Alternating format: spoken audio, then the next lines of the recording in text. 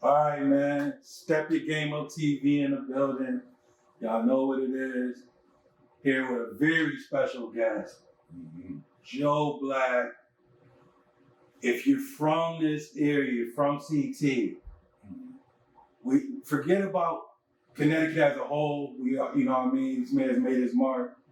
But for me, coming up, I came up as a fan. When I think about Stanford music specifically, this is one of the names, if not the name, that stands out. This man has made his mark. I've seen shows, I've seen him tear down shows.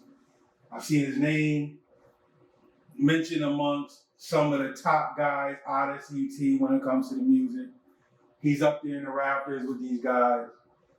He's done his thing, and now he's on a path, like well as doing his music path. He has the Apparel Line, which he's gonna get into. But you know what I mean? I'm sitting here with the man, Joe Blac. How you doing, my brother? I'm all right, my brother. Thank you for having me on the show, man. I appreciate it. You know what I mean? Definitely. And I want to just start from the beginning and your story. So let's start from the beginning. Like, how did you? First, let's go into. You're so respected. As far as that's one thing that stands out when I think about it. When we not even talk about music, just respected as a person, how you carry yourself. Can you just go into your upbringing a little bit, just to give us like? Yeah. Well, definitely. I came up in a 2-parent household. Okay. Mother and father. Father's a minister. Mm-hmm. So mixed mom's first lady. Okay. You know what I'm saying? And she's been a deaconess and all of that. So, okay. I came up real like strict. Okay. Feel me? I came up real strict. You know what I mean? Mom teaching us table etiquette. Okay, yeah. You feel what I'm saying? Yeah. Like what the spoon was used for, what the fork was used for. Yeah. You feel what I'm saying? All of that. Okay. Pulling the table and put the handkerchief across your legs, all of that. You know what I'm saying? Like, we knew that at like 9, 10. Yeah, and I ain't even learned that until maybe becoming like 18, 19. Yeah. I was like that. So respect and morals is like first base.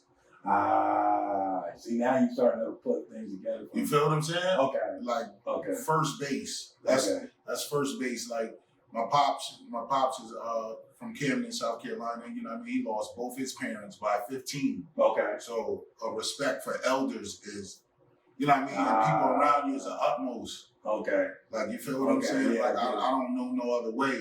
Yeah. But to treat especially my peoples. I don't know no other way but to treat them right. And that was like hard, like instilled into you from the beginning. I love and trust you until you're not lovable or trustworthy. Okay. You feel me? My peoples, I love them off the rip.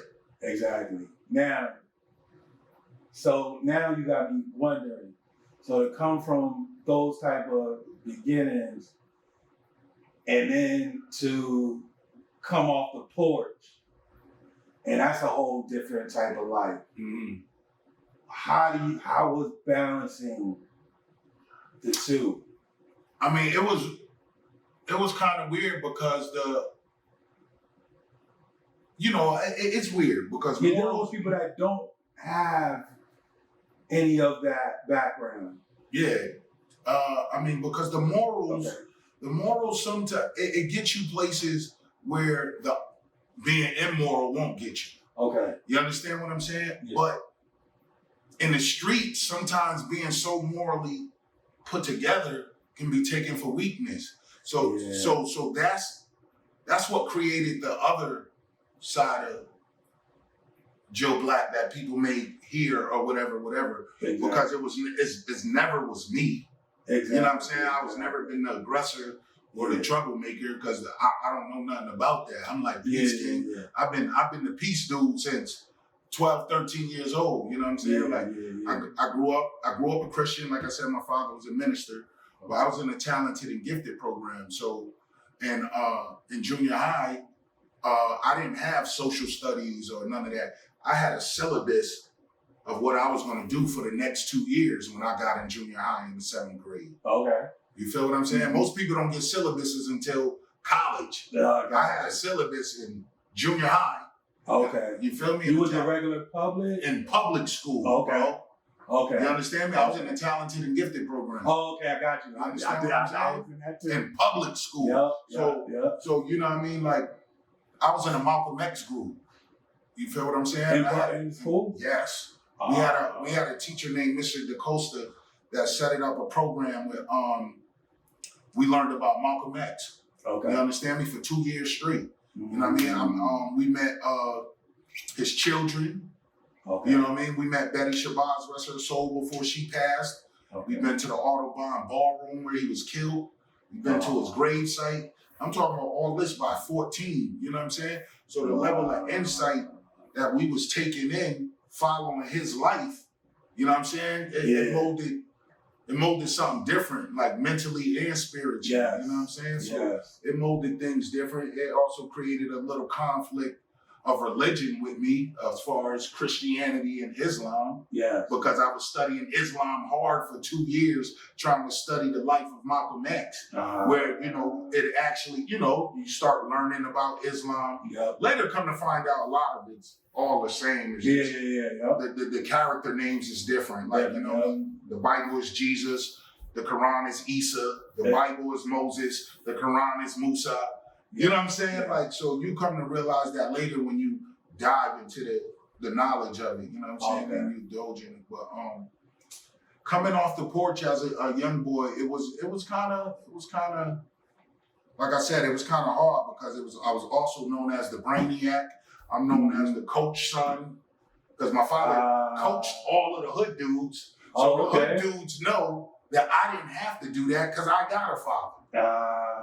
So it wasn't like it was easy peasy. You know what I'm saying? They like, you feel me? It was a lot with the things that was going on and the things that was saying. You know what I'm saying? But having my father made me more of a serious man. Okay. You understand me? About tolerance. Okay. You understand what I'm saying? Because I seen, even though my father was a minister, a man of virtue and faith, he had no tolerance. You understand what I'm saying? Like I seen like it was a guy, you know, he was a family friend, but he had a drug habit. Yeah. And he would keep coming, you know, we moved into the house that he previously used to live in. Okay. But he liked to keep showing up. My pop's like, yo, man, stop coming here. I got my children here. This ain't the drug environment that you used to have. You know, respect that. One day he came knocking on the door like 8 in the morning. You feel what I'm saying? Yeah. My pop's like, yo, didn't I tell you? Yeah. I seen him feet get up off the ground. By the time he landed on the ground, my pops was there waiting for him. You know what I'm saying? Like, you feel me? And it's like, yo, I seen that. Like, I told you I'm not playing with you. Like, so that was a thing that he also said too. Don't threaten nobody. You feel me? Yeah. Don't be doing the threats. Yeah. And if you speak out of your mouth of what you're gonna do, you better do it right that moment. See, this is all you get what I'm saying? Yeah, I get so that's what molded me into you know what I mean, know who I am. Step your game up.